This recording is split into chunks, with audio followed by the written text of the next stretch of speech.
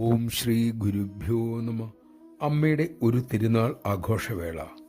ഭക്തന്മാർ വളരെയേറെ എത്തുമെന്നും മനസ്സംയമനം വിടാതെ സേവ ചെയ്യണമെന്നും അമ്മ സേവയ്ക്കായി ഒരുങ്ങിയ മക്കളെ ഓർമ്മിപ്പിച്ചു. സേവ ചെയ്യാനെത്തിയ മക്കളോട് അമ്മ അരുളി, നിങ്ങൾ പരസ്പരം സേവ ചെയ്യുമ്പോൾ ഓരോരുത്തരിലുമുള്ള നന്മയെ, മേന്മയെ കാണാനും അതിനെ ബഹുമാനിക്കാനും ശ്രമിക്കണം. പരസ്പരം കുറവുകൾ കണ്ടുകൊണ്ടിരുന്നാൽ സേവ ദുരിതമായി തോന്നും. മക്കൾ ഈ ഉപദേശം നെഞ്ചിലേറ്റി പരസ്പരം സഹകരിച്ച് ബഹുമാനിച്ച് അമ്മയുടെ സേവയിൽ മുഴുകി. കഠിനമായി അവർ അധ്വാനിച്ചു.